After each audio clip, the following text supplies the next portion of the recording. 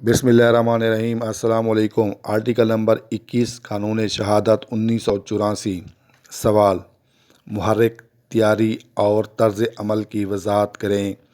Article کا حوالہ دیں۔ آرٹیکل نمبر 21 قانون شہادت۔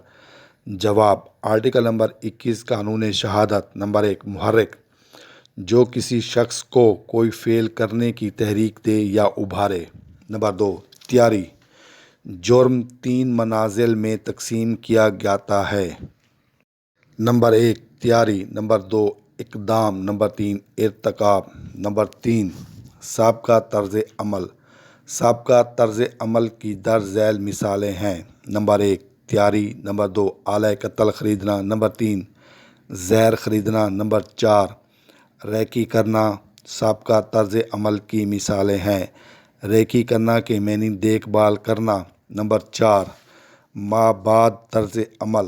ما بعد طرز عمل درج ذیل ہیں: نمبر 1 شہادتیں ضائع کرنا، نمبر 2 جھوٹی شہادتیں گھڑنا، نمبر 3 گواہان پر اثر انداز ہونا، نمبر 4 فریقین کو ڈرانا، نمبر 5 دھمکانا، نمبر 6 عدالتی فیصلے پر اثر انداز ہونا۔ یہ تمام ما بعد طرز عمل کی مثالیں ہیں۔ محرک کے معنی حرکت دیا ہوا۔ محرک کے معنی اکسانے والا، ابھارنے والا۔ تحریک کے معنی حرکت میں لانے کا عمل۔ تیاری کے معنی ساز و سامان بنائی ہوئی چیز۔ اہتمام مکمل ہو جانا۔ منازل کے معنی مقامات، مکانات، منزلیں۔ سابقہ کے معنی پچھلا۔ ما بعد کے معنی جو بعد میں آوے، پیچھے آنے والا، پچھلا۔ اثر انداز کے معنی متاثر کرنے والا، دباؤ رکھنے والا، اثر اندازی۔ گھڑنا کے معنی بنانا، بات بنانا، واقع ہونا، جھوٹی بات یا جھوٹا قصہ۔ تراشنا۔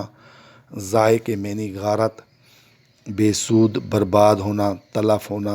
اقدام کے معنی کسی فعل کا ارادہ اور تیاری یا عملی کوشش کرنا، حرکت میں آنا۔ ارتکاب کے معنی کوئی کام کرنا، کسی فعل کو مکمل کرنا، عمل میں لانا۔ وضاحت کے معنی صاف ظاہر کرنا، نمایاں کرنا، تشریح کرنا۔